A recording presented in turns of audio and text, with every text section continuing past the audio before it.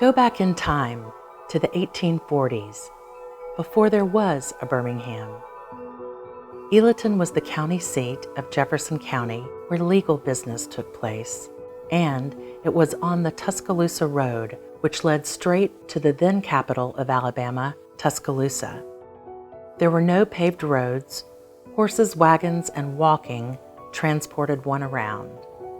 Into the town of Arlington came William Swearingen Mudd, a young lawyer who courted and married Florence Earle and built her this fine home he called the Grove.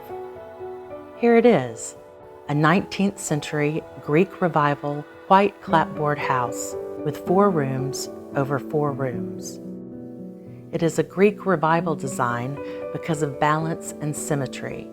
On the east and west sides are 2 center chimneys which heat the 4 downstairs and 4 upstairs rooms. 6 square columns adorn the front porch, and 2 sets of large frame windows with shutters give balance and symmetry. A pair of side lights accent the door, and a balcony completes the architectural details. Come inside and see. Oh, come in. I'm Florence Earle Mudd, and this is the Judge Mudd's parlor.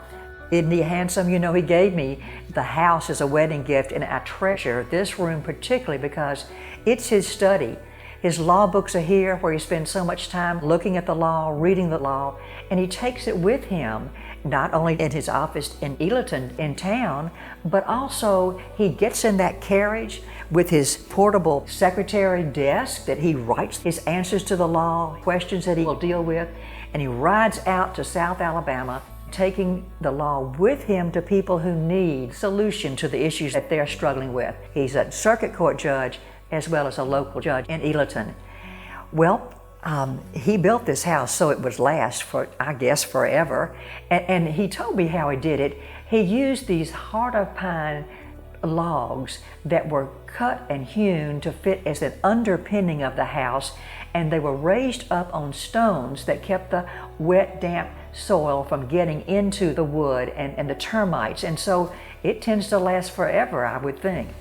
And the walls are equally as structurally sound. Clay soil is put in the walls with wood to support the wood as a lathing work, and then horsehair is used to bind it together, and that is the way the walls are secured and last so long. It's sort of like a boarded batten inside the house in the walls.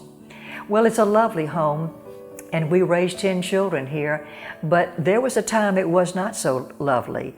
When General James Wilson, the Union general with 13,000 plus cavalrymen, left Tennessee and came into Arlington on his way to Selma, he stopped here, destroyed homes and all, pillaged and plundered, and I was scared to death. I took the children, we ran upstairs and hid out in the bedroom upstairs, looking out the window and watching the smoke, flames and all, wondering if our home was next. But it wasn't. What happened was the general made the Grove his headquarters. So he came into Judge Mudd's parlor and they discussed the situation. I found out later, the judge didn't tell me what all was said, but he did tell me that they were both Masons. That fraternal order, that brotherhood, you know, George Washington was a Mason. It goes way back in time, and it's a bond that brings people together. They had a closeness to begin with, and any general would want to know, where are the enemy forces? So Judge Mudd, who had traveled in that area of the South Alabama carrying the law, knows that the University of Alabama is full of military cadets.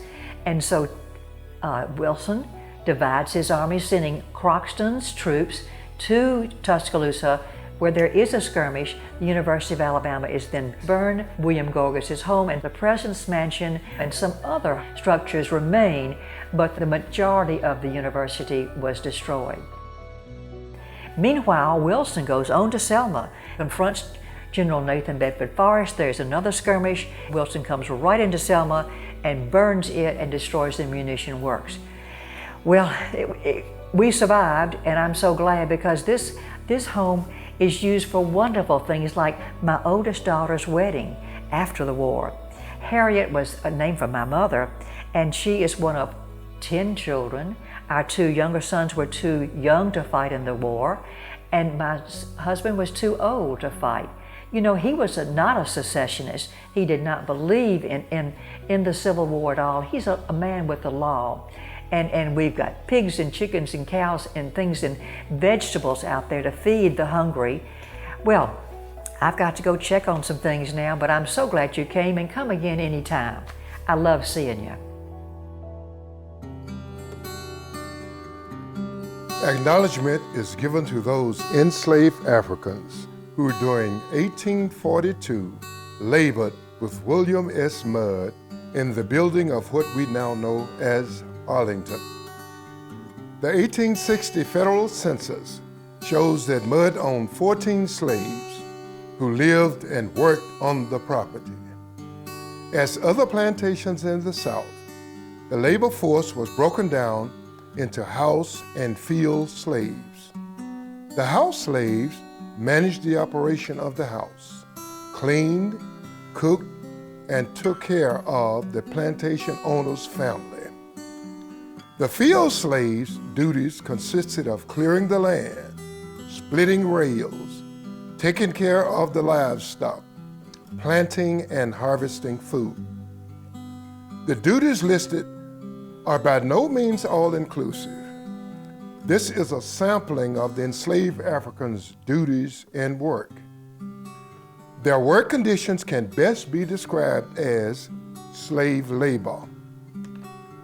According to Dr. John Hope Franklin, Dean of Historians of the African American Experience, it was in the non-agricultural pursuits that slaves displayed the greatest variety of talent and training.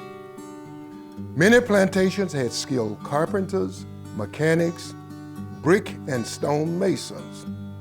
There were also cabinet makers, coach builders and operators, painters and plasterers.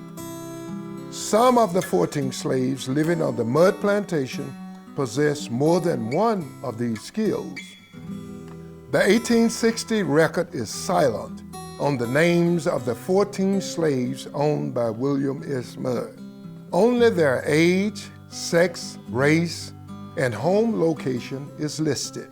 There is no other known document that further identifies these individuals and states specifically what work they perform.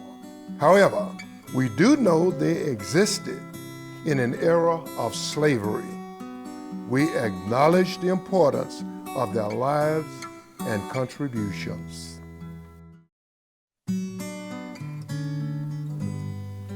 Welcome to the de Bartoleben Dining Room. This room was named after Henry F. de Bartoleben, who was an industrialist in early Birmingham and the second owner of this house, 1884 to 1886. In 1886, Franklin Whitney, an Iowa man, bought the grove from the de Bartoleben family for $36,000, and it was 33 acres. He never came here, but the importance of Whitney is that he renamed the house from the Grove to Arlington, and it is on the plot that is registered in the title company. Since he did not come here, the house becomes a boarding home, and it was full of people that did not own it, and so it was not well cared for. For the next 35 years, the house will eventually go into rack and ruin, and that is the time that Munger in 1902 buys the house at the auction block and saves it. I am the great-granddaughter of Robert Sylvester Munger and his wife, Mary Collett Munger, Arlington's fourth owners. Robert Munger arrived in Birmingham from Texas, where he had revolutionized the cotton ginning process. Using that process, he built a gin manufacturing business in Birmingham, which later merged with several other companies to become Continental Gin Company. To accommodate their growing family, the Mungers paid $12,300 in 1902 for 33 acres in Ealerton, on which sat a dilapidated Greek Revival house. Vacant for several years, Arlington was in terrible condition. The They updated the house, replacing the gas lighting with electric lights. They installed steam heat to replace the heat from the fireplaces. And they added bathrooms with indoor plumbing. They relocated a smaller home behind the big house and built a portico to connect the two structures. Arlington also featured a house and a cow barn, a milk house, and a tennis court. The Mungers enjoyed both a carriage house and a separate garage for the latest mode of transportation, great-grandfather's newfangled automobiles, which replaced the horse and buggies. Our grandmother, Ruby Munger, was Robert and Mary Collett's fifth child. She married Alec Montgomery in this room, and they raised 4 children at Arlington. Grandmother Ruby Montgomery received Arlington and the surrounding 6 acres as part of her inheritance when Robert and Mary Collett Munger died. Ruby made several changes to the Munger parlor. She replaced sliding pocket doors with doors that swing open into the hall. She removed the wall between the 2 parlors, making one large room for entertaining. The ceiling was lowered to cover the steel beam that was installed to support the upper floor. Ruby sealed the southwest fireplace and removed its mantel. I remember the Christmas tree here and the pier mirrors reflecting Christmas traditions and celebrations. The 10-light crystal-cut chandelier that hung in Ruby's dining room is one of the few remaining items which she purchased for Arlington. With the assistance of dedicated citizens, the Montgomerys sold Arlington to the city of Birmingham in 1952. Soon thereafter, the Arlington Historical Association was founded and is still actively supporting this grand museum house, which has stood here for 175 years and is on the National Register of Historic Places.